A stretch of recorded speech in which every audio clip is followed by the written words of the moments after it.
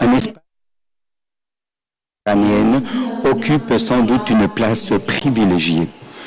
Défini par l'excellence des auteurs qui nous accompagnent et par le merveilleux accueil que vous, les lecteurs, offrez à toutes nos propositions et qui suivez de très près nos actes.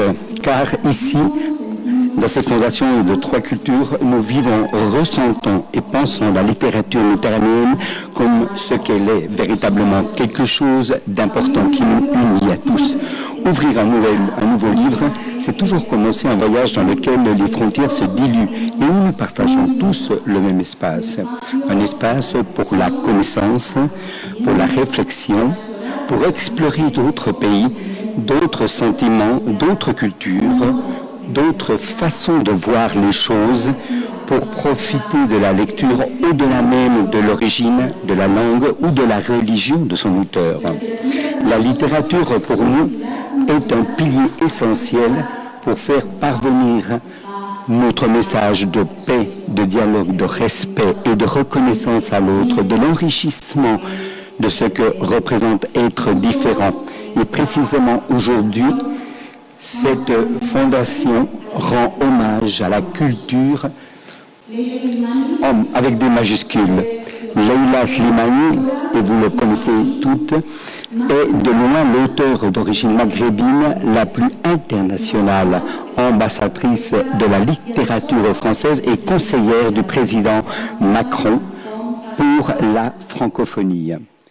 Lorsqu'elle a été accueillie pour la première fois ici, en 2017, elle avait remporté le prix Goncourt juste l'année précédente avec son roman Chanson douce. Et à présent, elle revient ici et nous nous sentons heureux.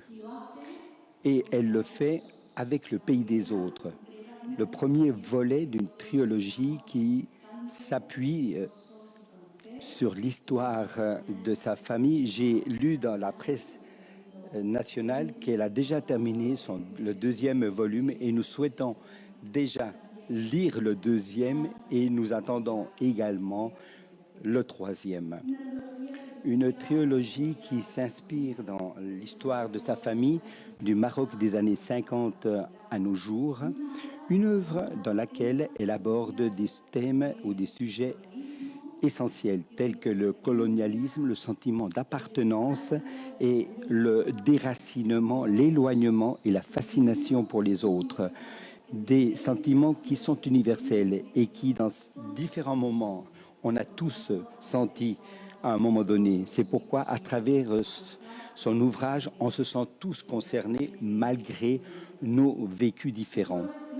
Sa façon d'écrire a fait d'elle un point de référence dans la littérature d'aujourd'hui. Un auteur multi-récompensé qui a gagné de nombreux lauréats et qui a gagné sans doute, et permettez-moi de vous le dire ainsi, la chose la plus importante, l'admiration de la critique et la chaleur du public. Vos lecteurs vous admirent, vous lisent, vous respectent et vous aiment. Née à Rabat en 1981, d'un père marocain et d'une mère franco-algérienne, elle se déplace en France où elle s'installe et où elle vit actuellement et où elle est devenue tout un symbole pour ces femmes migrantes courageuses qui abandonnent leur pays et qui s'intègrent dans un nouveau monde et qui, avec beaucoup d'efforts et beaucoup de détermination, sont capables d'avoir un succès et d'enseigner aux autres ce que c'est que cette culture de se surmonter et l'effort. Elle a atteint le plus haut niveau des lettres françaises, donc c'est pourquoi, pour nous, sans doute, vous êtes une source d'inspiration. Et aussi, comme institution hispano-marocaine que nous sommes, sa présence ici est également chargée de symboles. Aujourd'hui, nous allons pouvoir connaître davantage l'écrivaine et aussi approfondir dans son ouvrage.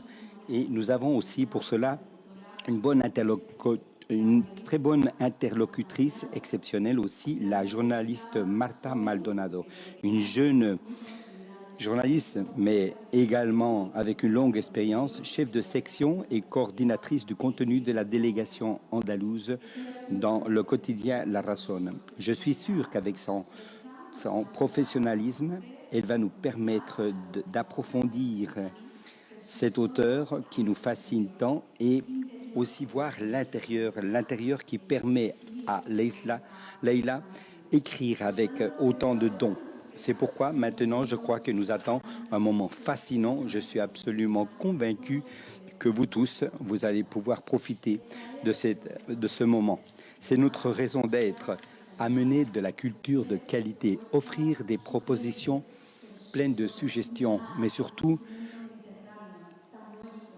chercher dans ce monde méditerranéen si différent et si bien représenté dans cette fondation des trois cultures avec ses valeurs. Merci beaucoup et j'ai l'honneur et le plaisir de céder la parole maintenant à Marie Grandjean qui est la représentante de l'Institut français dans cette ville. Merci beaucoup à vous tous.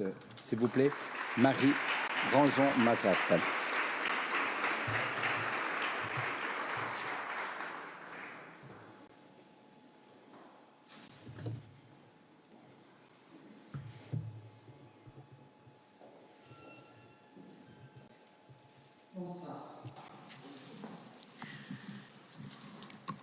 Tout dans le paysage était inattendu, différent de ce qu'elle avait connu jusqu'alors.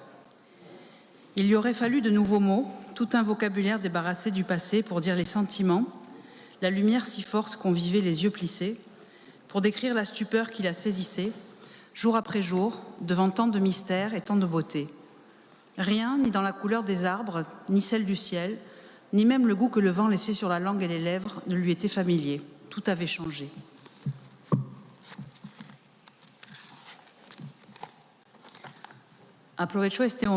Je profite de ces moments-ci pour remercier chère Leïla Slimani de cette émotion aussi rare et intense que j'ai pu vivre en lisant cette édition des Pays des Autres. Muchísimas gracias.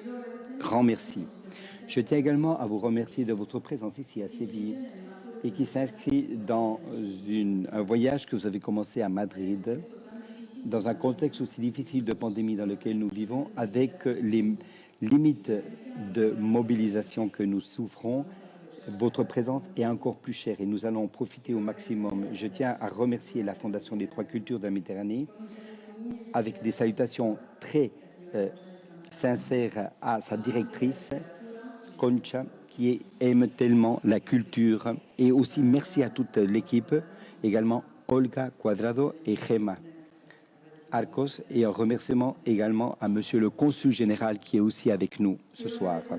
Je tiens à remercier la maison d'édition Cabaret Voltaire de son travail aussi sérieux et élégant pour la diffusion des auteurs français dans le passé et dans le présent. Et une salutation également très sincère à Pepe Pomares, et qui a accompagné Leïla depuis le début, avant même de recevoir le prix de Flore, avec son roman Dans le jardin de l'ogre, et ensuite avec Chanson douce également, et qui a été traduite à 40 langues.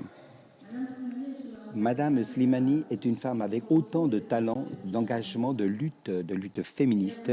Elle a été nommée par le président Macron comme sa représentante pour la francophonie en 2017, une année très prolifique, puisqu'elle a écrit 3 livres, y compris un roman graphique. Ce soir, elle va nous présenter Le Pays des Autres, avec la complicité de Marta Maldonado, qui va l'interviewer, et d'interprètes du Sud, la société qui s'occupe de la traduction. Je tiens à les remercier sincèrement.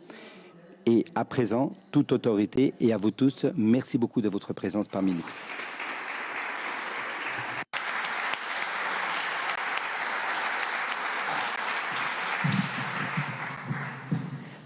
Pues, bienvenidos. Bien, eh bien, bienvenue à vous tous.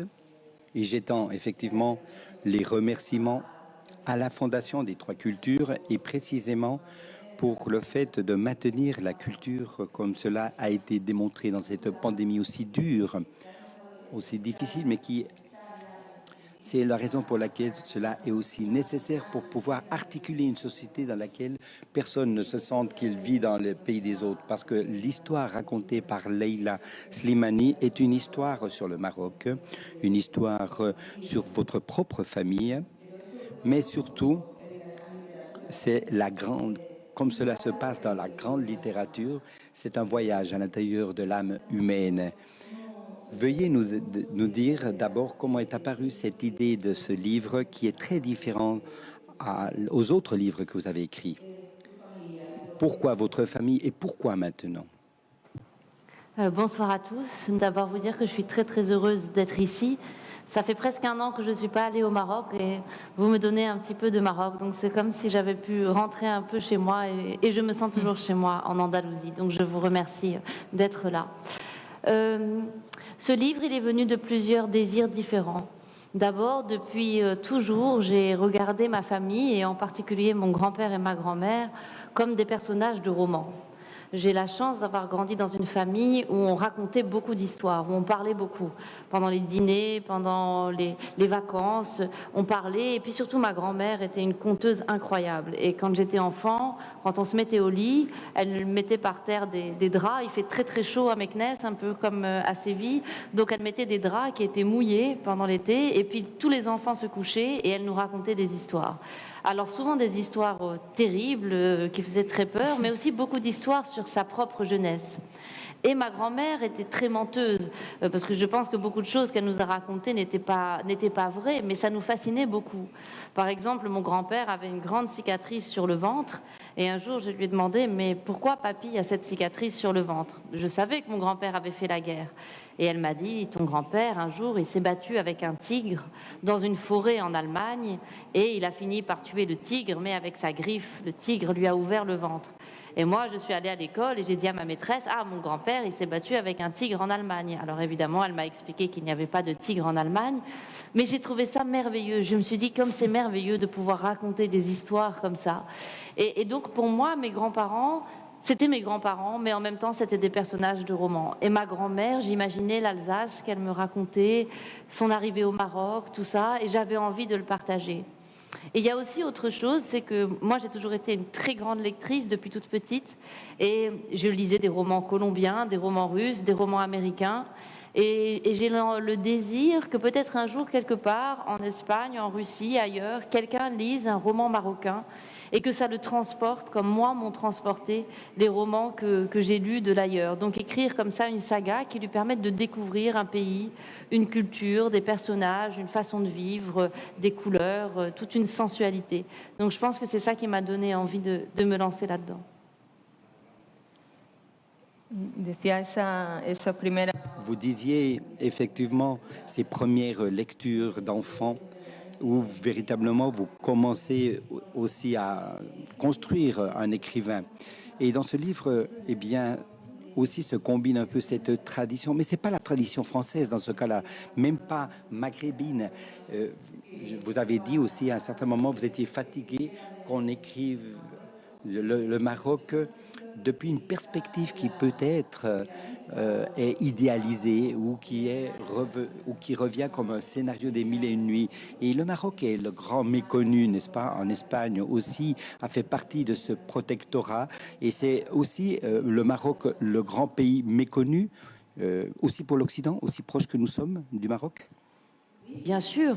Moi, d'abord, ce qui m'a toujours un peu choquée ou surprise, c'est que moi, de par mon éducation, comme pas mal de Marocains quand même, je connais très bien l'Occident, je connais l'Europe. Vous pouvez parler à des Marocains, même des gens qui n'ont pas forcément fait beaucoup d'études. Ils savent plein de choses sur l'Espagne, ils savent plein de choses sur la France, que ce soit le nom des hommes politiques, le nom des équipes de football, la gastronomie. Enfin, il y a plein de choses qui ne leur sont pas étrangères. Quand je suis arrivée en France, je suis arrivée dans un pays dont je maîtrisais la langue, dont je maîtrisais les codes, dont je connaissais l'histoire.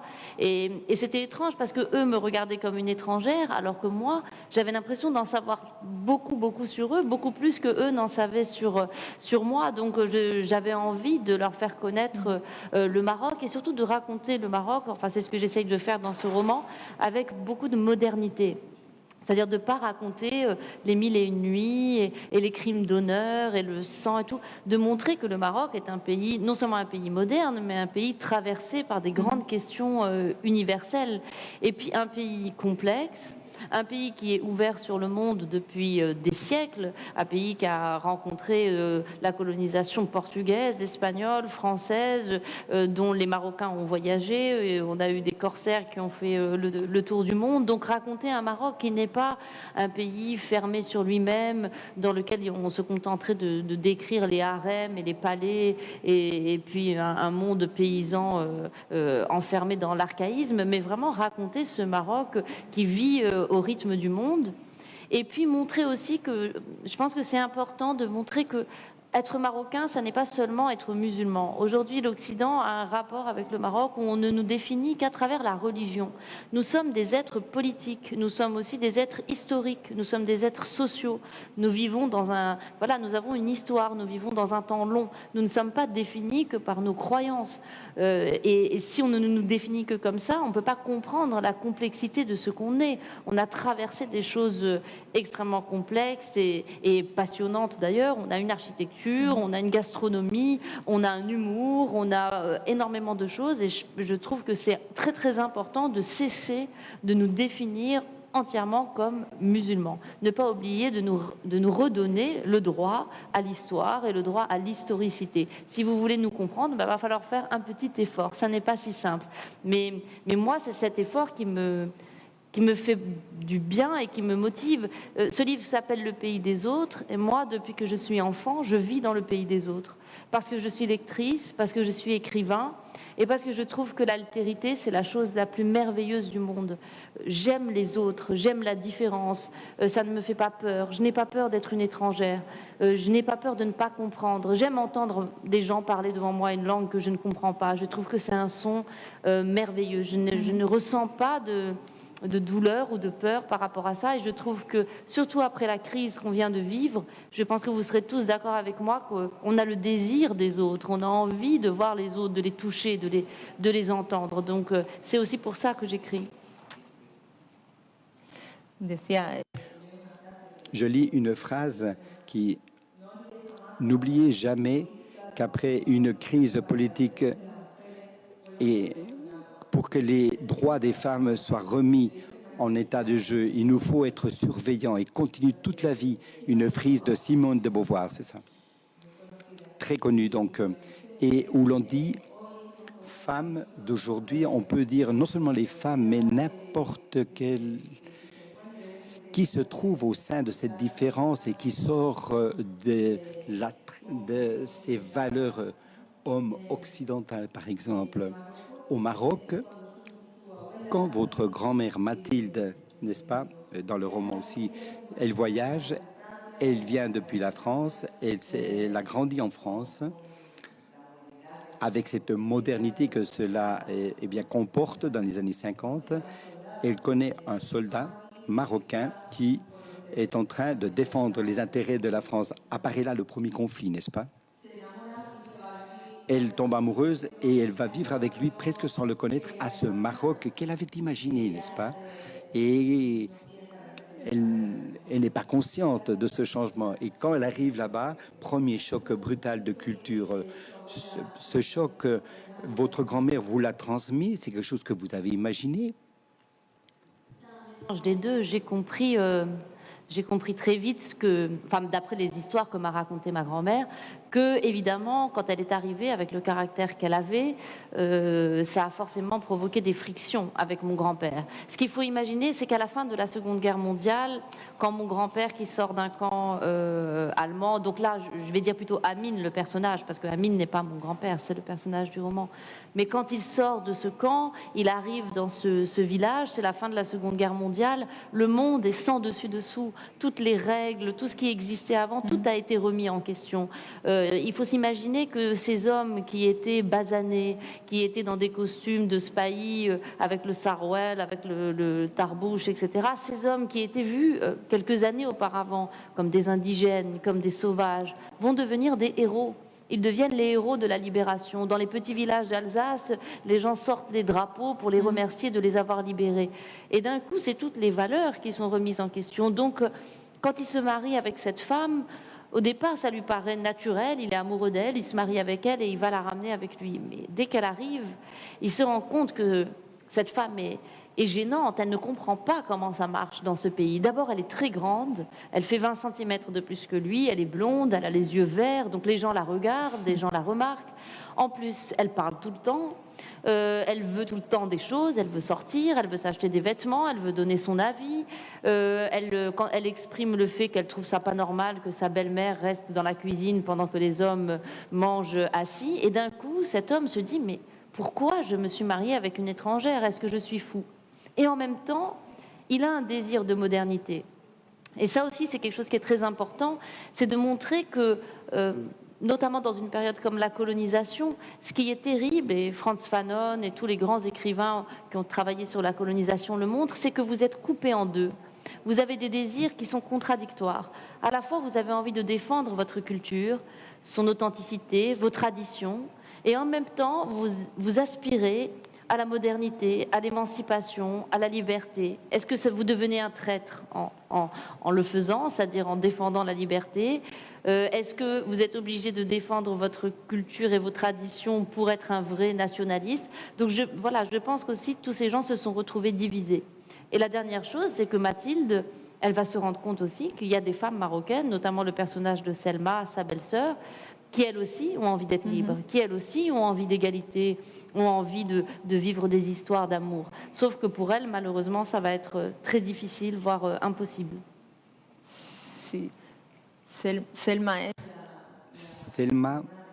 est la petite fille de Amine, petite sœur d'Amine, et elle représente cette nouvelle génération de femmes. Elle est adolescente, de nouvelle génération de femmes à l'esprit ouvert qui souhaitent la même chose que n'importe qui ou n'importe quelle femme, car on pense toujours en Occident comme si ces femmes n'avaient pas ce désir de liberté, si comme la sexualité n'existait pas chez elles. Et vous lui octroyez un rôle très important à cette jeune fille qui essaye de contrecarrer aussi un peu ce mouvement de liberté des femmes qui est parallèle à la course pour la liberté. Les hommes marocains veulent libérer leur pays, mais ils refusent de libérer la femme, n'est-ce pas? Il y a ce contre-pouvoir qui a lieu et qui traverse tout ce roman, n'est-ce pas?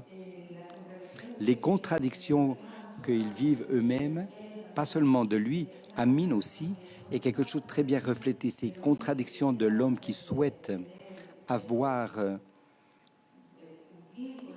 ou à atteindre ce que la tradition lui impose, mais en même temps, il découvre chez lui des choses comme la tendresse et souhaite pour ses enfants ce que lui n'a pas pu vivre.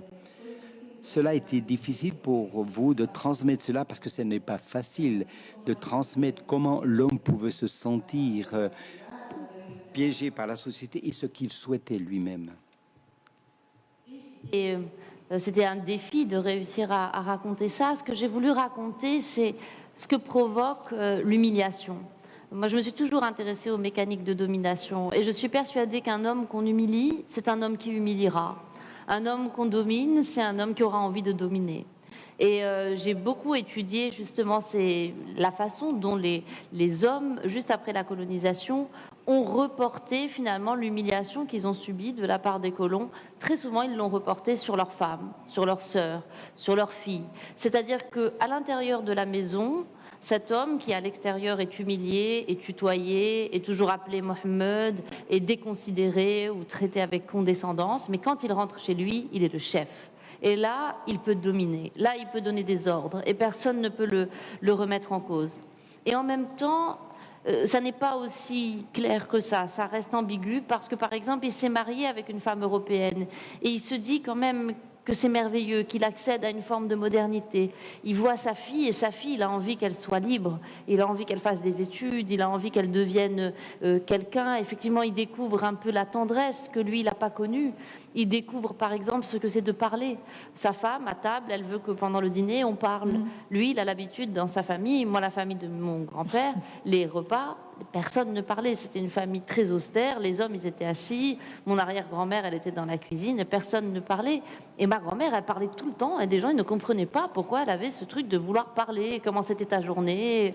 Et vraiment, ils trouvaient ça très, très bizarre. Et puis, elle voulait tout le temps venir partout. Donc, mon grand-père, quand il sortait, comme il voulait pas qu'elle le suive, il sortait en cachette derrière la cuisine. Et ma grand-mère, elle le voyait par la fenêtre. Elle enlevait son tablier. Elle lui courait après, mais vraiment dans la campagne. Alors, les gens, ils rigolaient, les paysans. Ils disaient, attention, il y a ta femme qui te suit. Et elle courait jusqu'à ce qu'elle rentre dans la voiture. Elle le suivait partout. Parce qu'elle voulait pas qu'il fasse la fête sans elle. Donc, elle allait, elle faisait la fête avec lui.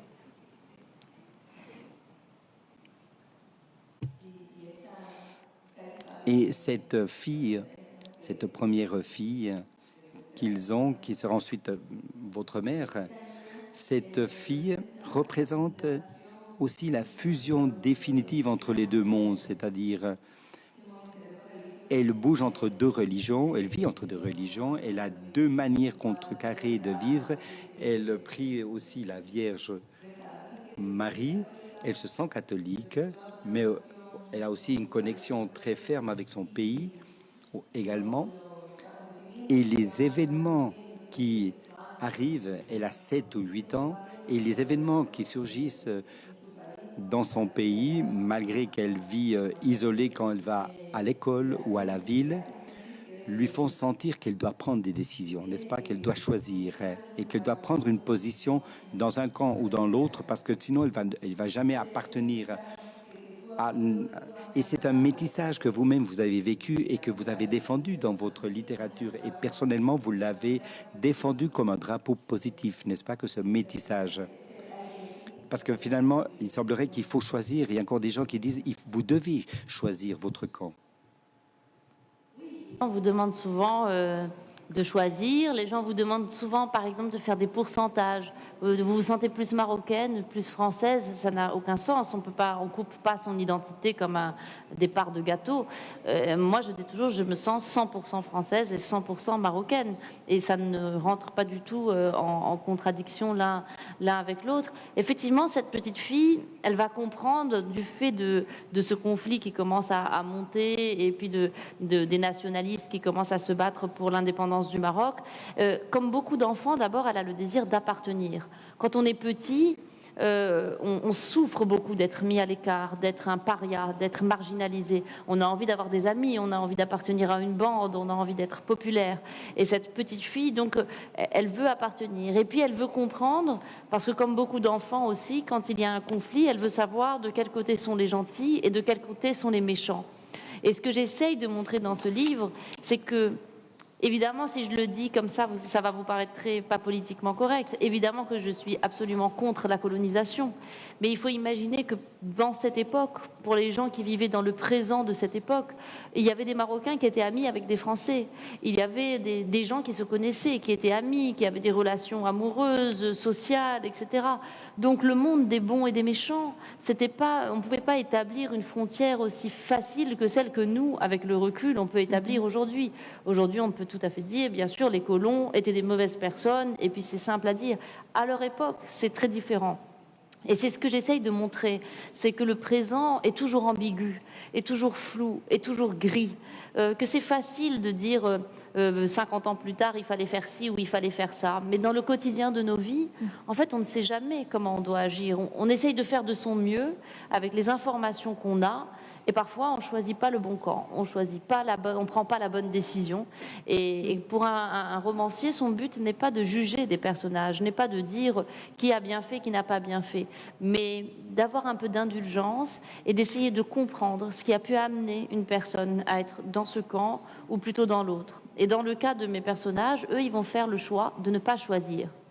Et moi, je crois que je défends aussi le droit de certaines personnes à ne pas être concernés, à vouloir vivre sur une île, à vouloir s'isoler, à considérer que parfois, face à la laideur humaine, face au conflit, face à la violence, on a le droit de vouloir se construire sa bulle dans laquelle on s'enferme. Et ces personnages, c'est ce qu'ils font. Ils se disent que pour eux, ce qui compte, c'est leurs enfants, ce qui compte, c'est leur combat, pour Mathilde, soigner les gens, pour Amine, travailler la terre.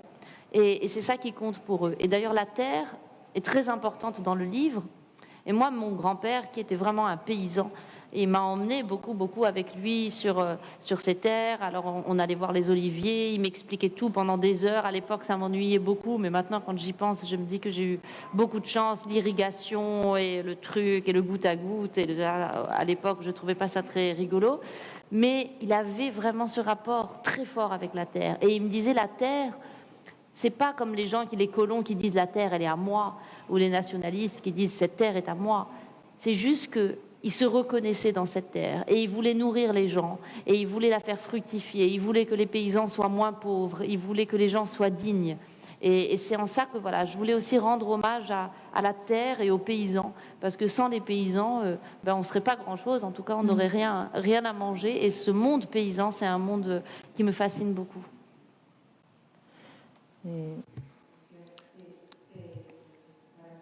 Vous disiez que pour écrire ce livre, ou n'importe quel acte historique ou événement historique, il est fondamental de ne pas jouer. Quelles difficultés vous avez trouvées, par exemple, quand vous devez refléter une société comme ce Maroc des années 50, du siècle passé, avec une claire présence de l'homme où la femme n'est pas prise en considération, n'existe pour ainsi dire pas, ni comme citoyenne, elle n'est même pas considérée. Est-ce que vous n'aviez pas des contradictions internes au moment de décrire cette situation ainsi? Vous essayez peut-être de prendre parti dans ce cas-là? Bizarrement, même les personnages d'hommes qui peuvent être très durs et très violents, en fait, quand j'écris, je suis tellement pas du tout dans le jugement que je m'attache beaucoup à eux. Et d'ailleurs, souvent, moi j'aime bien les personnages de méchants. Alors parfois j'ai un peu honte de dire que parmi mes personnages préférés, il y a vraiment des personnages qui sont affreux, qui sont ignobles, mais à décrire et à écrire les personnages très durs, les personnages bornés, c'est assez intéressant à travailler et à explorer. Mais surtout, ce que j'ai essayé de faire, c'est de raconter un peu cette période de la colonisation à travers le regard des femmes. Parce que les grandes périodes historiques, on les raconte la plupart du temps à travers les regards d'hommes. Parce qu'on considère que les hommes étaient au premier plan. Ils étaient soldats, ils étaient héros, ils étaient hommes politiques. Donc ce sont toujours eux qui occupent le premier plan. Et puis derrière, il y a la gentille femme qui est là, qui attend son héros de mari. Et puis on a la petite scène d'amour. Donc là, je voulais vraiment inverser les choses. Parce que je pense que c'est très très intéressant de raconter la colonisation du point de vue des femmes qui sont par essence des êtres colonisés. Le corps de la femme est colonisé depuis des siècles. Donc les femmes, elles comprennent de manière très intime ce que c'est que la colonisation. Depuis longtemps, on nous dit comment nous habiller, comment nous comporter, où on a le droit d'aller ou pas aller, comment on doit parler, à quel moment il faut sortir ou rentrer. Donc je pense que les femmes ont une conscience de cette domination, de cette colonisation qui est extrêmement intéressante et en même temps qu'on n'a jamais racontée. Et puis je voulais bien sûr montrer que les femmes marocaines sont traversées, comme toutes les femmes du monde, par des sentiments qui sont des sentiments universels, qui sont le désir d'émancipation, le désir d'égalité, le désir de se battre pour inventer son destin. Je suis toujours outrée et en colère quand je vais au Maroc, notamment en tant que militante, et que les gens me disent « Ah non, mais tout ça, c'est pas notre culture ». Quand je me bats, par exemple, pour la dépénalisation de la sexualité ou pour le droit à l'avortement ou l'homosexualité, c'est pas notre culture. Ou le truc des femmes, c'est pas notre culture. Mais c'est absolument, moi je trouve ça complètement fou de dire ça. La liberté n'appartient à personne. Ça n'est pas un problème culturel, la liberté. L'égalité non plus. Ce sont des grandes valeurs et ce sont des désirs profonds de chaque être humain, où qu'il soit, et des désirs et des droits qui doivent être reconnus. Donc je cherchais à montrer aussi que, évidemment, les femmes marocaines, à cette époque en particulier, qui est une époque vraiment où les femmes vont commencer à avoir des droits, à s'émanciper, à aller à l'école, c'est un moment tout à fait fondamental pour les femmes marocaines. Mais en même temps, par exemple, le personnage de Mouilella, l'arrière-grand-mère, alors moi j'ai connu mon arrière-grand-mère, et c'était une femme, elle ne comprenait pas comment ma mère vivait ou comment moi je vivais. Et parfois je me dis, elle ne savait pas lire et écrire, c'est une femme qui n'est jamais sortie de chez elle, qui n'a jamais voyagé. Et parfois je me dis, si elle était là aujourd'hui et qu'elle me voyait, je me demande ce qu'elle penserait de moi. Alors je ne sais pas si elle serait peut-être scandalisée, qu'elle trouverait que je suis une très mauvaise fille, ou si au contraire elle se dirait que voilà que c'est quand même pas mal comment ont évolué les femmes marocaines, mais peut-être qu'elle m'engueulerait et qu'elle me dirait de rentrer à la maison, m'occuper de mes enfants. C'est possible.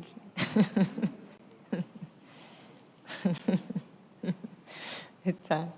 Tu literatura se caracteriza también porque es capaz. Notre littérature se caractérise aussi parce qu'elle est capable de toucher et d'arriver à la partie la plus obscure, cette partie intime des personnes qui est également universelle et qui se reflète aussi dans ce livre. Quand Mathilde doit à nouveau voyager parce que son père est décédé et elle a ce désir de rester là-bas, d'abandonner ses enfants à son mari et récupérer ce qu'elle était aussi sa vie. Et quelque chose aussi qui apparaît dans vos romans, vous faites une très belle description de cela. Parfois, c'est une manière aussi, comment dirais-je, de nous remettre en question nous-mêmes, n'est-ce pas? De reconnaître ce que véritablement nous vivons. Finalement, elle a décidé de revenir et elle disait, le doute, c'est ce qui est le plus difficile. Quand j'ai pris la décision, c'est fait, c'est bon. Ces moments-là, c'est les moments les plus cruciaux, le moment de la décision. Et pourquoi elle prend cette décision finalement de revenir et ne pas rester dans son pays, qui aurait pu être une autre option, n'est-ce pas? Ça va vous paraître paradoxal, mais je suis persuadée qu'il n'y a pas de liberté sans renoncement.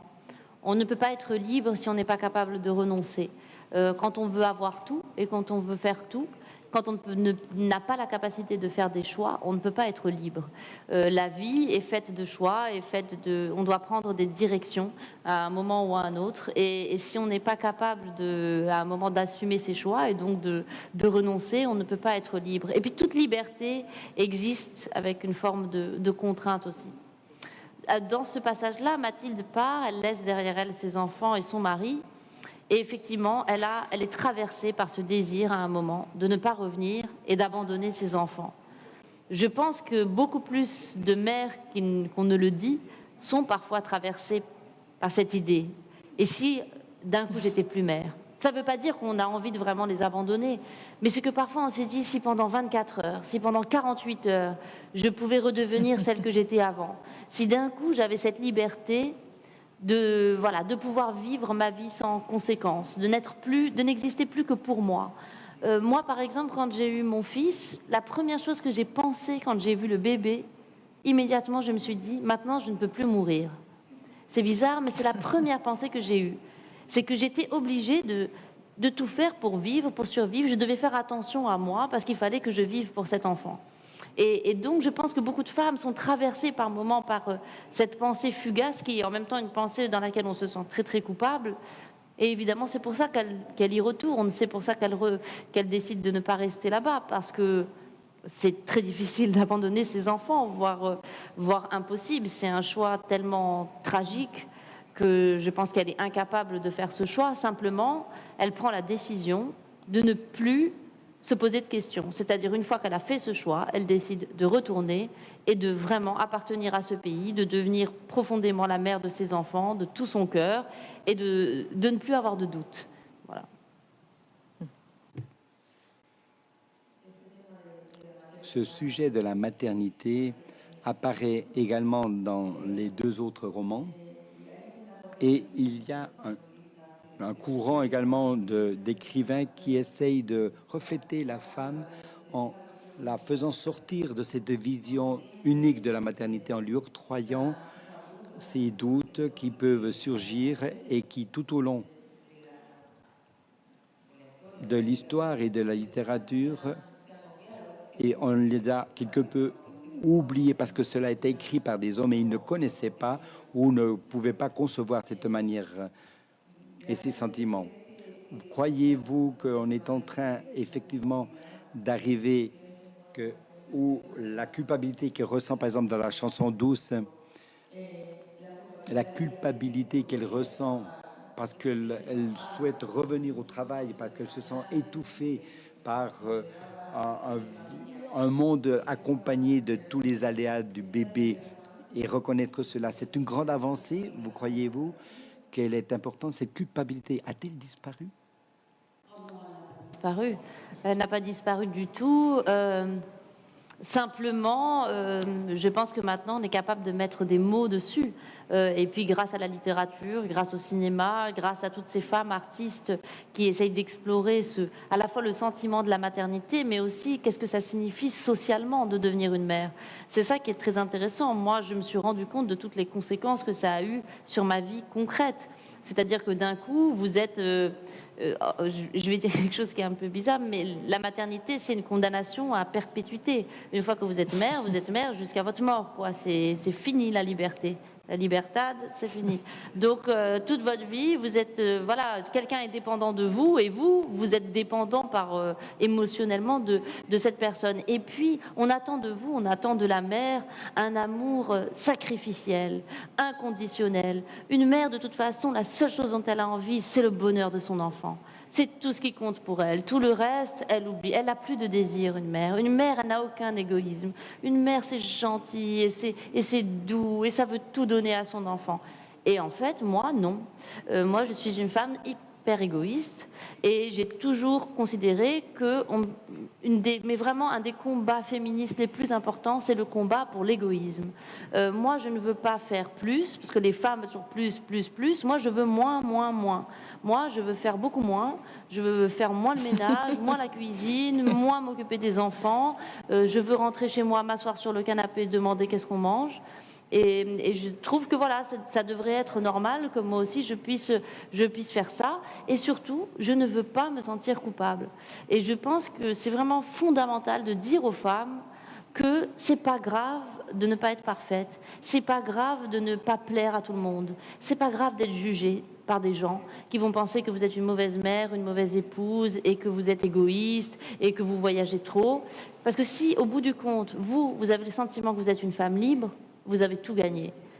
Et alors que je trouve qu'il y a tellement de femmes qui vivent dans énormément de sacrifices et qui, au bout du compte, ne reçoivent pas tellement en récompense de ce sacrifice. Moi, je n'ai aucun mal à assumer mon égoïsme. J'adore mes enfants, mais je leur apprends constamment que j'ai aussi une vie et que je suis aussi une personne. Et je pense qu'ils le comprennent. Et surtout ma fille, qui a l'intention de devenir une femme très égoïste, elle aussi, d'après ce que je vois en ce moment.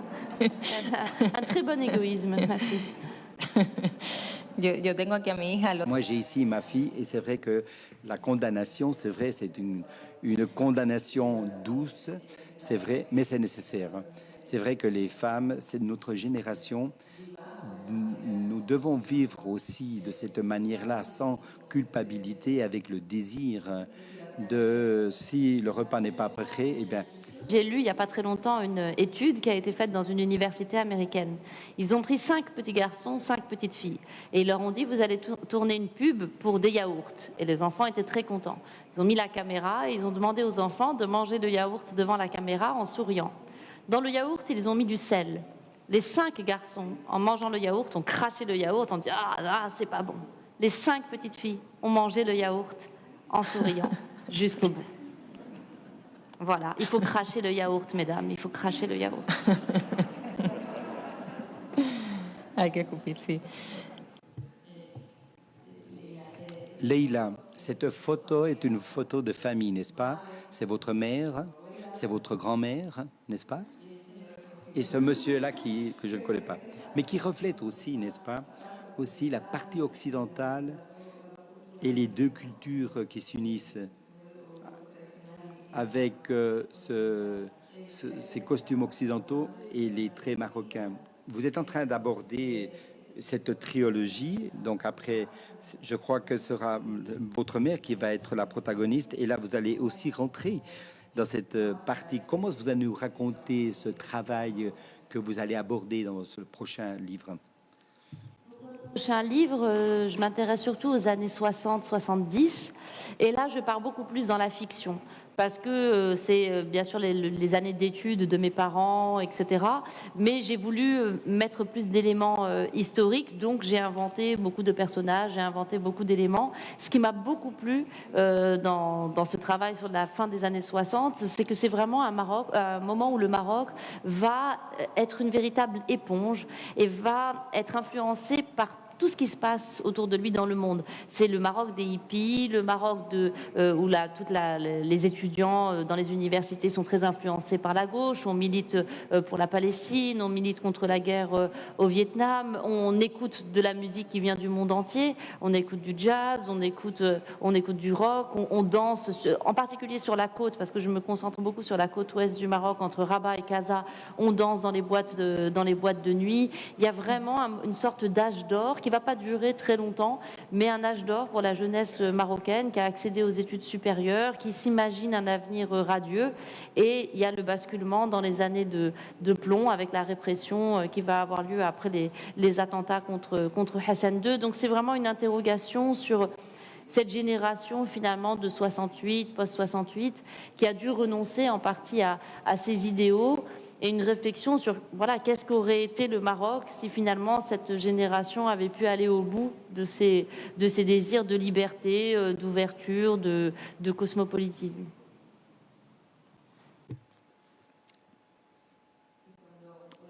Et quand est-ce qu'on pourra lire alors ce deuxième roman?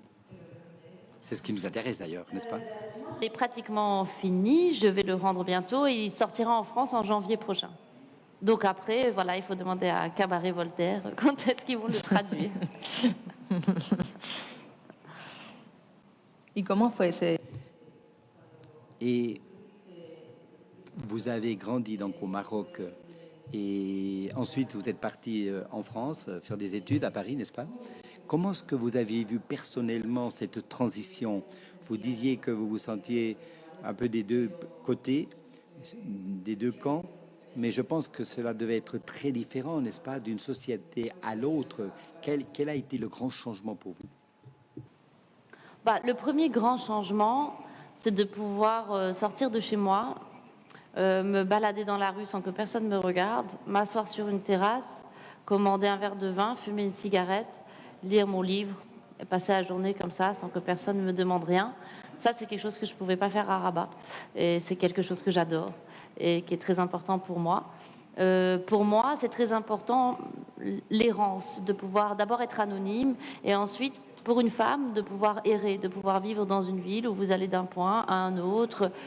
Personne, enfin tout le monde s'en fiche de ce que vous êtes, de ce que vous faites, de si vous êtes une femme vertueuse ou pas une femme vertueuse. Et ça, dans le Maroc dans lequel j'ai grandi, le Rabat des années 90, c'était pas vraiment la fête. C'était les cafés où on allait, on se mettait pas en terrasse pour boire des bières. Et moi, ça, c'est quelque chose qui est important pour moi. Et tout à l'heure, vous parliez de Simone de Beauvoir. Justement, je me souviens très bien, ça peut vous paraître bizarre, mais quand je suis arrivée à Paris, 3 jours après mon arrivée à Paris, je me suis promenée boulevard Saint-Germain et j'ai vu le café de Flore. Et j'avais vu plein de photos de Simone de Beauvoir dans ce café. Et ma mère m'avait montré la photo en me disant, tu vois, cette femme, un jour, elle a dit à ses parents, un jour, je deviendrai un grand écrivain. Et moi, je me suis dit, mais c'est incroyable, c'est génial, une femme qui dit ça à ses parents, je deviendrai un grand écrivain, mais moi aussi, je veux faire comme elle. Donc, j'arrêtais pas de dire ça à mes parents, moi aussi, j'irai au Café de Flore et je deviendrai un grand écrivain. Et donc, j'ai regardé la terrasse et je me suis dit, si tu arrives à t'asseoir à cette terrasse, à passer toute l'après-midi ici, tu vas réussir à faire quelque chose de ta vie. Et pourtant, je venais de Rabat, j'étais ringarde, j'étais vraiment nulle, je connaissais rien. Et ben, je me suis assise sur cette terrasse, j'ai passé l'après-midi et je me suis dit que la vie était merveilleuse et que tout était possible.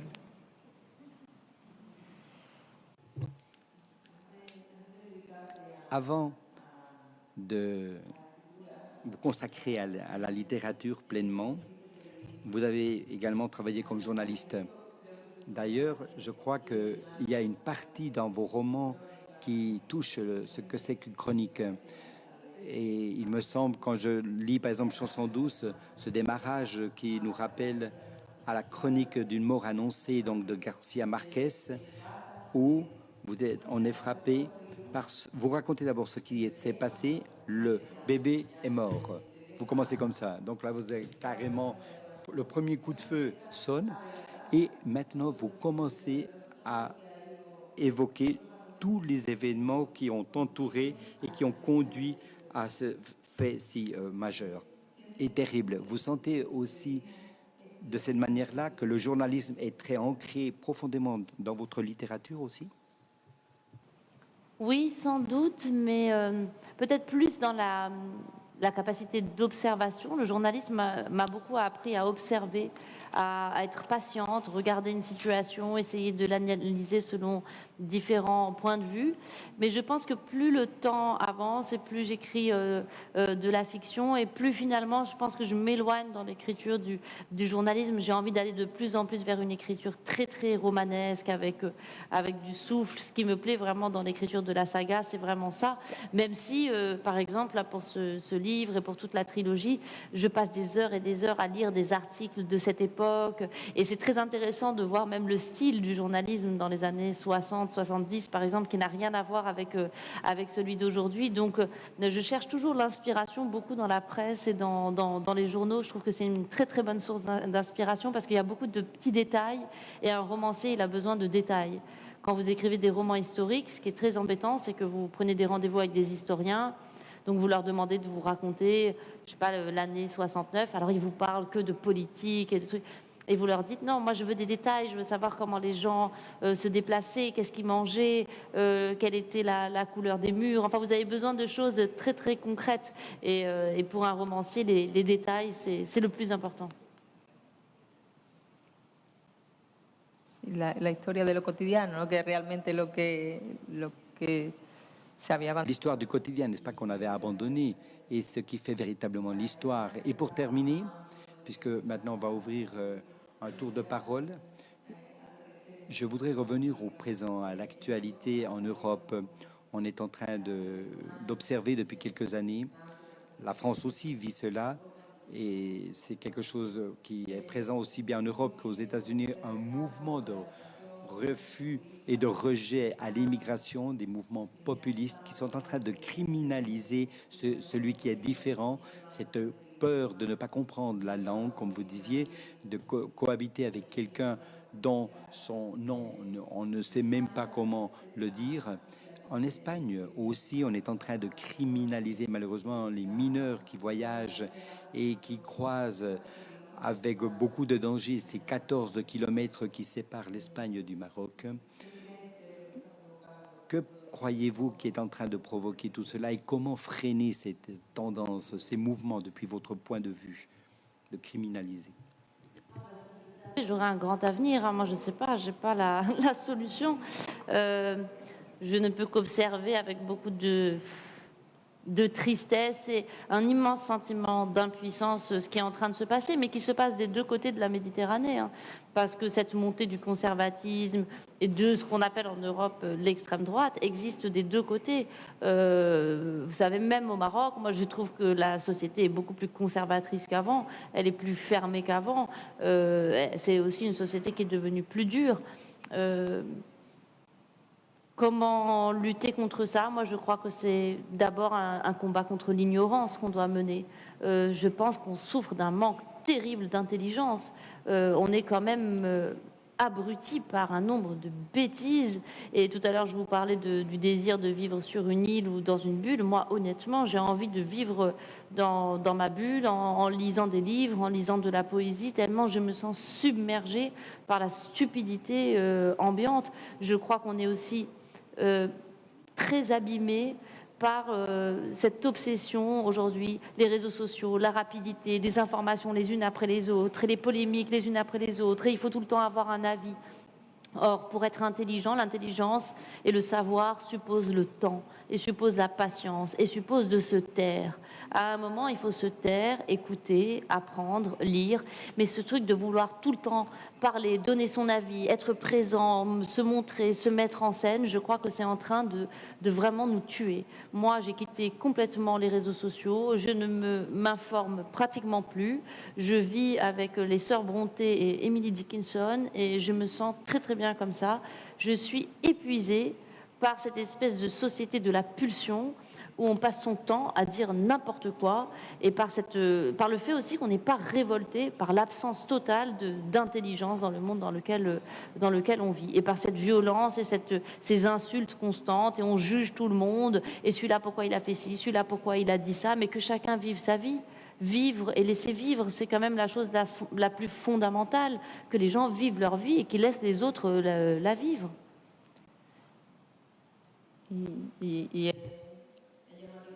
Et c'est vrai que nous croyons, nous tous, qu'on se sent spéciaux dans notre pays face à ce manque d'intelligence. Mais c'est vrai qu'on le voit tout partout, c'est pas quelque chose national. Maintenant, on ouvre un tour de parole pour que le public puisse transmettre les questions qu'il souhaite. Avec un micro, s'il vous plaît, un moment. À qui? Pardon, il ne faut pas que je parle avec le truc en même temps.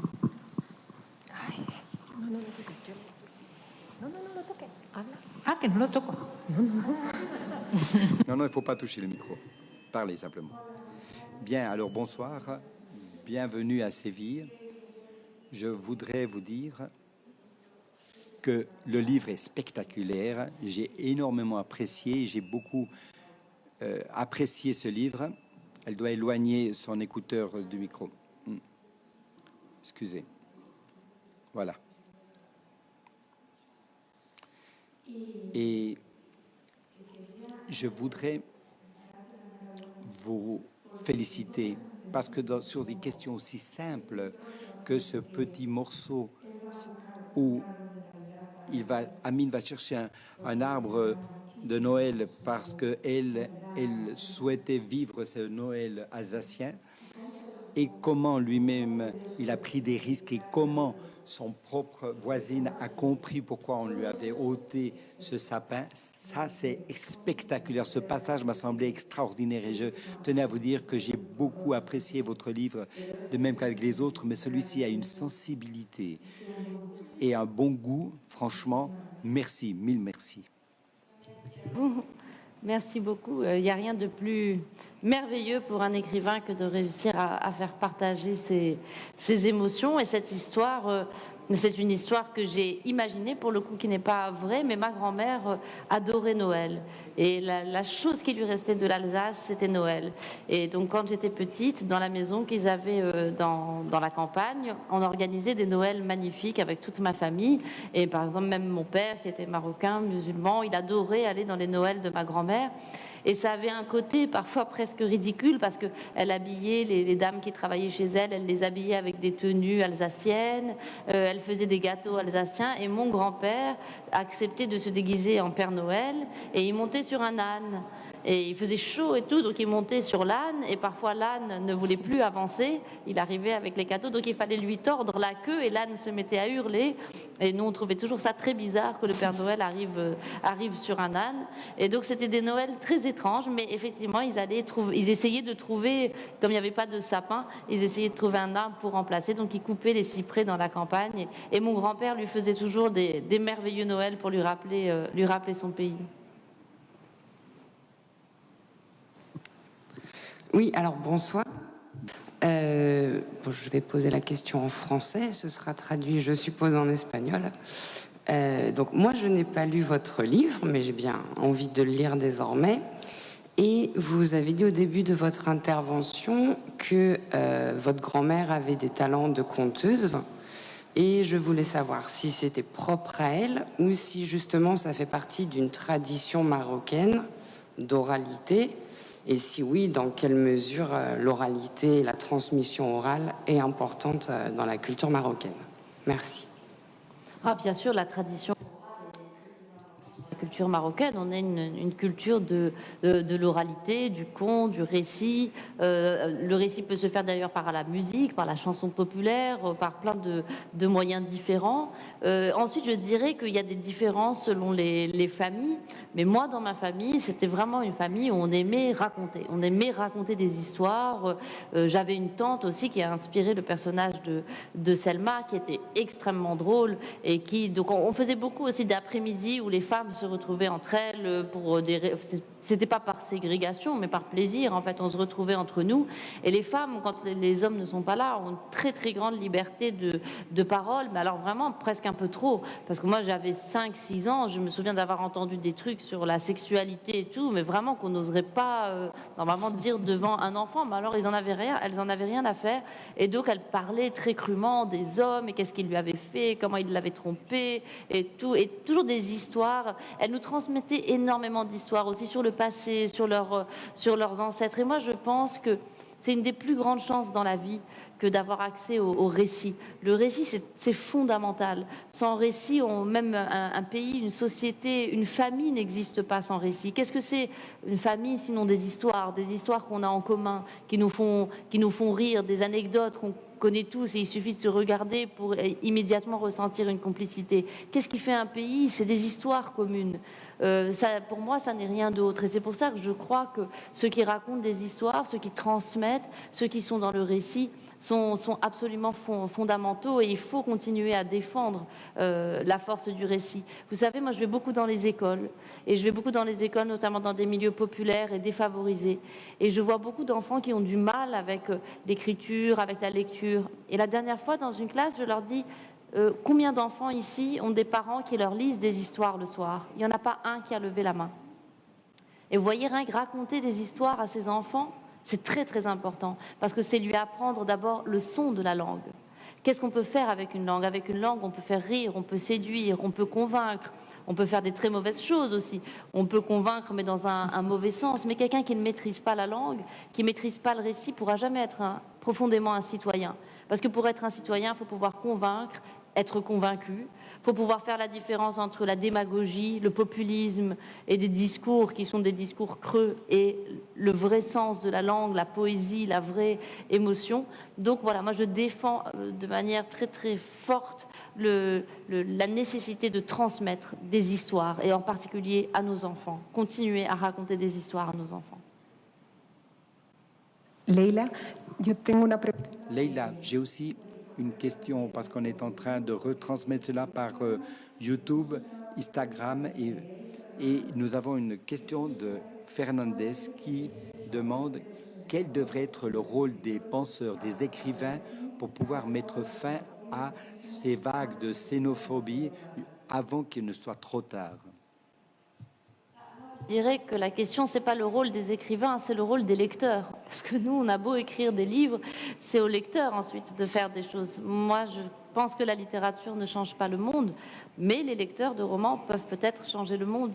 Une personne qui lit est une personne qui gagne sans doute en humanité, en complexité. Donc voilà, les écrivains, ils ne doivent pas être quelque chose. Les écrivains, ils sont libres. Les écrivains, ils font ce qu'ils veulent. Je n'aime pas l'idée qu'il faudrait donner un rôle aux écrivains. Par définition, un écrivain est libre et il mène la vie qu'il a envie de mener. Ensuite, c'est à nous, peuple de lecteurs, parce que je me considère aussi comme lectrice, d'essayer de faire quelque chose avec tous ces livres que nous avons lus et qui nous ont traversés. Qu'est-ce qu'ensuite, dans la vraie vie, on peut essayer de faire avec tous ces livres qui nous habitent?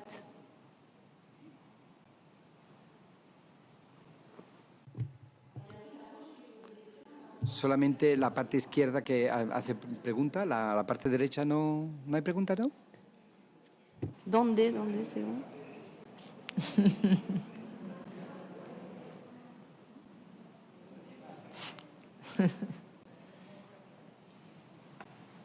Solo por allí.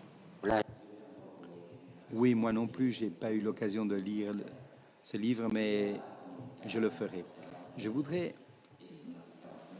C'est vrai qu'on a une certaine tendance à simplifier les choses. On dit l'Orient, l'Occident, le Maghreb, n'est-ce pas? Et nous sommes très peu subtils au moment d'approfondir les questions et la réalité des pays. Je voudrais savoir, et je sais très difficile que vous puissiez me dire les différences qu'il y a entre le Maroc et entre la Tunisie, la Libye. Je crois que c'est rentré dans beaucoup trop de détails. On a certaines connaissances de la politique, mais je parle en termes de personnages qui finalement ont un parcours aussi romanesque. On pourrait peut-être transmettre à chacun de ces pays certaines différences de ce qui est... Pourrait-on transférer la réalité de ce livre à d'autres pays que le Maroc, mais toujours dans le contexte donc, du nord de l'Afrique? Non, je ne crois pas.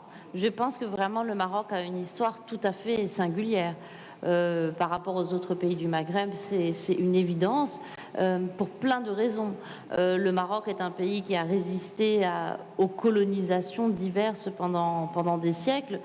Par exemple, les Turcs qui ont conquis la Tunisie puis l'Algérie n'ont pas réussi à entrer sur le territoire marocain. C'est un pays âpre, un pays qui a été aussi pendant très longtemps, pendant des siècles, un pays où la guerre, entre guillemets, était quasi quotidienne, puisqu'il y a ce rapport à la dissidence. Donc le fait qu'en fait la politique a toujours été principe de négociation entre un pouvoir central et puis des tribus qui étaient dissidentes, et donc ce rapport extrêmement complexe et romanesque et assez merveilleux à étudier et à explorer dans le rapport au pouvoir, qui est un rapport à la fois où on négocie, on s'entend, puis de nouveau on rentre en conflit, et puis ça se fait comme ça. Et c'est donc un peuple, voilà, d'abord un peuple très riche dans sa sociologie, parce qu'au Maroc, vous avez d'abord 80% à peu près, je sais pas, 70% de berbères, des berbères avec chacun des dialectes différents. Vous aviez la plus grande communauté juive aussi du Maghreb, qui était très bien intégrée, notamment dans les grandes villes.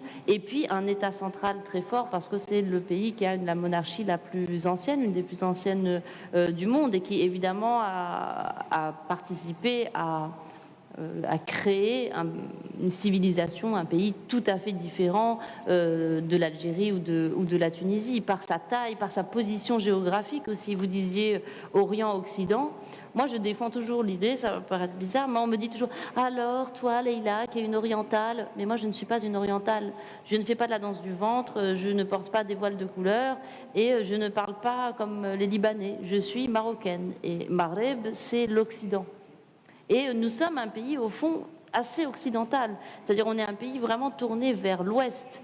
Et c'est quelque chose aussi que j'essaye de montrer dans le livre. D'ailleurs, les Français, quand ils sont arrivés au Maroc, Lyautey disait « le Maroc, c'est la Californie ».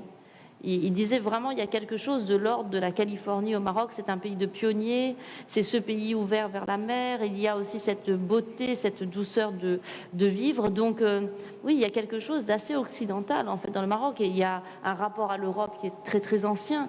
Les comptoirs portugais sont extrêmement anciens, les Espagnols sont en rapport avec le Maroc depuis évidemment des siècles. L'Andalousie, je ne vais pas vous l'apprendre, mais le Maroc a été fondé aussi en partie, notamment ma ville de Rabat, par des gens qui ont été expulsés d'Espagne, qui sont venus s'installer à la Casbah des Oudayas à Rabat. Donc c'est un pays multiculturel, un pays où on parle plusieurs langues, où on est ouvert sur le monde. Ça aussi, c'est quelque chose dont les gens ne se rendent pas compte. Un Marocain, la plupart des Marocains parlent plusieurs langues.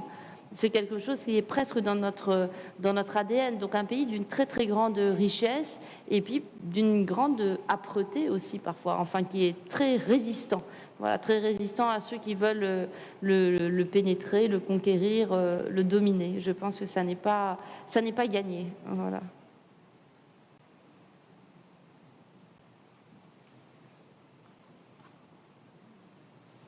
Buenas tardes, bienvenida. Bien, bonsoir et bienvenue. Moi, je n'ai pas non plus eu l'opportunité de lire votre dernier livre, mais j'ai lu les deux autres. Et j'ai le sentiment qu'il y a un grand changement de sujet que vous abordez dans ce livre par rapport aux autres. Je voudrais vous demander s'il y a quelque chose qui vous a amené à réaliser ce changement, à oublier quelque peu les autres sujets type sexualité ou plus complexes et vous évader quelque peu de ces sujets, ou pourquoi est-ce que vous avez souhaité changer complètement la thématique vers un autre horizon? En fait, les thèmes que je traite dans mes autres romans, on les retrouve dans celui-là. J'ai pas quitté les thèmes qui sont la maternité, qui sont la sexualité, les mécaniques de domination. C'est simplement que j'avais envie de le traiter de manière différente, avec un temps plus long, avec plus de souffle. Je me sentais plus en confiance en tant qu'écrivain pour vraiment aborder un sujet plus difficile et écrire quelque chose de plus long. J'allais suivre des personnages pratiquement de leur naissance jusqu'à leur mort. Mais cette fois, voilà, ces thèmes-là qui étaient dans les premiers romans, en fait, on les retrouve, sauf qu'ils sont traités d'une façon effectivement totalement différente. Peut-être aussi parce que, comme je disais tout à l'heure, la société dans laquelle on vit, qui est une société de la rapidité, de l'efficacité, vraiment un peu de, je trouve parfois des sujets très médiatiques. Il faut trouver le sujet médiatique qui va faire scandale et tout ça me fatiguait. Donc j'avais envie effectivement de m'évader d'autres choses. J'avais envie de plus de profondeur. Donc je pense que c'est ça qui m'a amené à traiter ce sujet-là.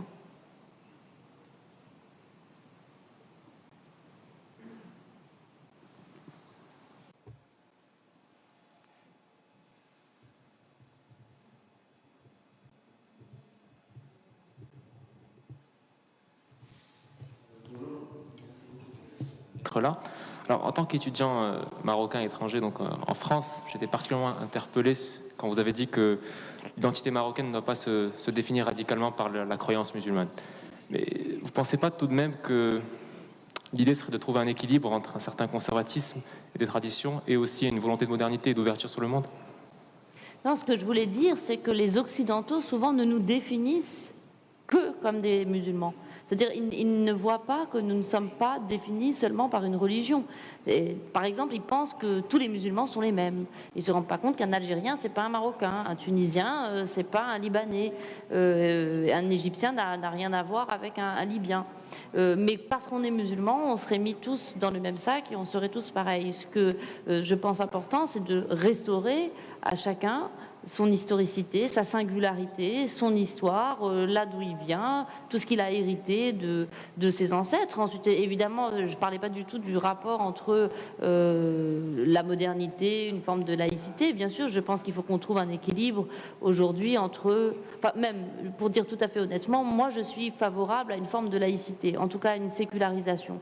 Je pense que la religion appartient au domaine de l'intime et qu'elle n'a pas à régir l'espace public et qu'elle n'a pas à régir en particulier les corps. Je pense que si on a envie de jeûner, on jeûne. Si on n'a pas envie, on ne jeûne pas. Je pense que si on a envie de garder sa virginité jusqu'au mariage, on le fait. Et si on n'a pas envie, on ne le fait pas. Mais qu'en tout cas, ça ne devrait pas être sanctionné par une peine de prison. Ça me paraît absolument évident. Mais ça n'empêche pas un très grand respect pour la croyance de l'autre. Ça me semble aussi fondamental. Et ça n'empêche pas que je trouve, moi, même si je rejette évidemment toute forme de conservatisme ou de puritanisme, je trouve, il y a une chose que je trouve merveilleuse au Maroc, c'est qu'on ait conservé une grande spiritualité. Et ça me manque, par exemple, beaucoup dans le monde occidental. Je trouve qu'on pêche par manque de spiritualité. Et par exemple, je trouve que l'attitude des Marocains face aux grandes catastrophes de la vie, et ça s'est montré aussi, par exemple, pendant le Covid, cette capacité à voir qu'il y a plus grand que nous, cette humilité qui vient aussi du spirituel, cette humilité humaine qui voit que nous naissons et nous allons mourir, que nous ne sommes pas grand-chose, nous sommes poussière et nous redeviendrons poussière. Et je pense qu'en ça, les Occidentaux, entre guillemets, ont beaucoup à apprendre d'un pays comme le Maroc qui a une spiritualité absolument extraordinaire qui continue à infuser les gens partout, dans les familles, dans la façon de parler, dans l'humour et tout. Mais en revanche, je suis totalement hostile au fait que la religion puisse rentrer chez vous et puisse, qu'on considère que parce que vous êtes né dans tel endroit, vous avez telle religion et que cette religion doit du coup valoir de loi en tant qu'individu. Ça, je m'y refuse totalement. Leïla, mille merci pour ce livre. Il est grandiose. Ce que vous avez fait avec les personnages extraordinaires, de la manière dans laquelle vous les avez décrits. Et on ne peut pas partir ici sans vous demander si cet élan sexuel qui apparaît dans tous ces livres, dans tous ces personnages, croyez-vous que c'est véritablement qui nous pousse à vivre? Moi, je m'intéresse beaucoup à la sexualité parce que je crois que ce qui m'intéresse, c'est la sauvagerie. Ce que je trouve incroyable, c'est que... Et c'est pour ça d'ailleurs aussi que j'ai toujours des personnages d'enfants dans mes livres. Parce que la vie, elle nous domestique. On devient des animaux domestiques. Plus on grandit, plus on vieillit et plus on est docile, on est soumis, on est obéissant. Et on perd cette sauvagerie qu'on a un peu quand on est enfant. Et je m'intéresse beaucoup à ça. Comment garder notre cœur sauvage? Comment retrouver en nous cette sauvagerie qui est nécessaire, ce rapport par exemple à la nature? Et la sexualité est peut-être un espace dans lequel il y a encore une forme d'expression d'une forme de sauvagerie ou de quelque chose de sauvage qui n'a pas encore été totalement éduqué, totalement rendu docile. Donc c'est pour ça que je m'intéresse à ça. Je m'intéresse à tout ce qui est de l'ordre de la pulsion. Et l'écriture, vous savez, quand vous êtes écrivain, que vous êtes enfermé 12 heures par jour à écrire, l'écriture, c'est le monde sauvage. Quand on écrit, on redevient sauvage, vraiment. On devient comme un animal, on ressent les choses de manière très très profonde. Parfois, on perd le sens des réalités, on n'est plus vraiment là, on répond à son instinct, à sa pulsion. Et moi, je ne veux pas être totalement domestiquée, je ne veux pas mourir comme un animal domestique. J'ai envie de garder en moi quelque chose de sauvage. Je pensais que vous alliez me demander si ces pulsions sexuelles, ça venait de moi. J'ai eu peur au début pour la question, mais ça va. Si j'étais obsédée sexuelle, mais parce qu'on m'a déjà posé la question. Et non, je ne suis pas totalement obsédée sexuelle.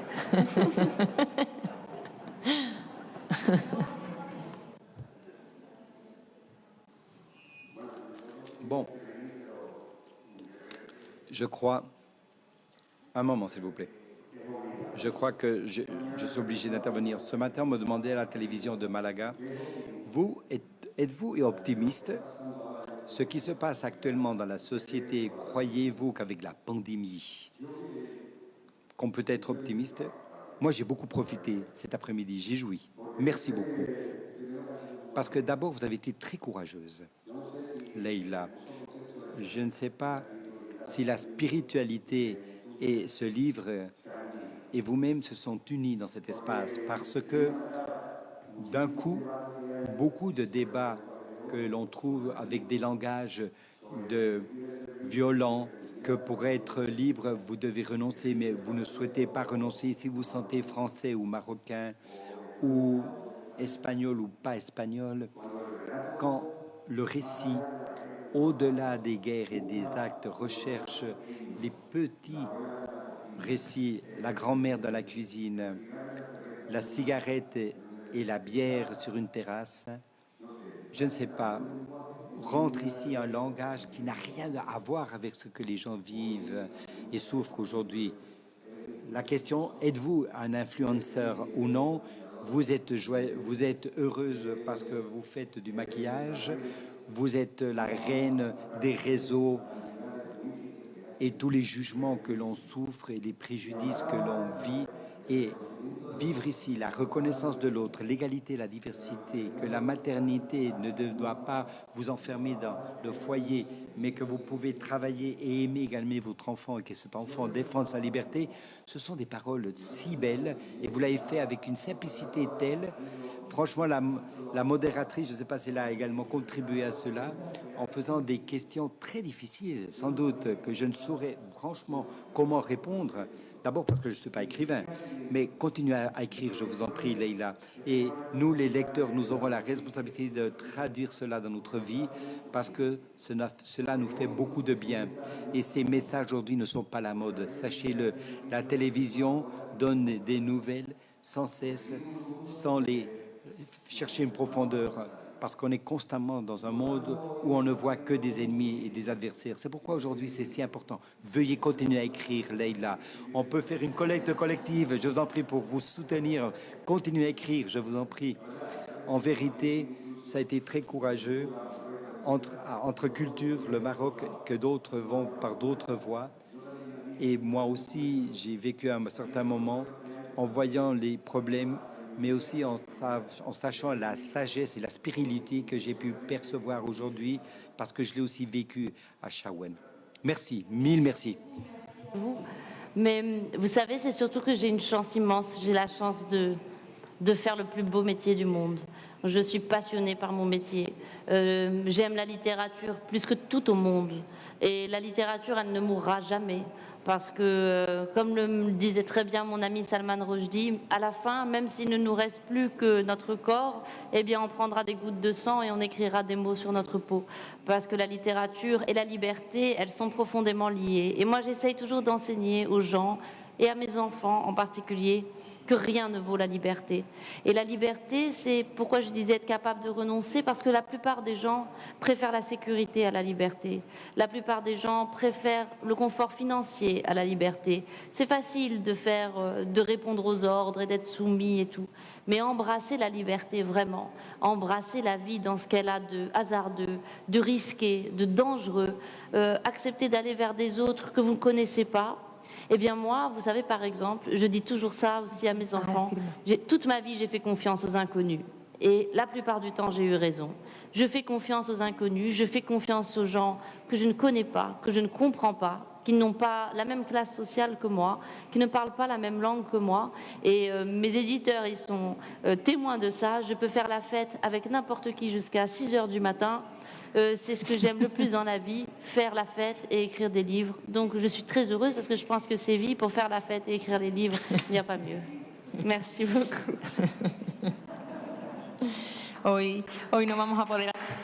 Aujourd'hui, on ne pourra pas faire beaucoup de fêtes, mais on relève le défi pour une autre fois. On fera la fête aussi.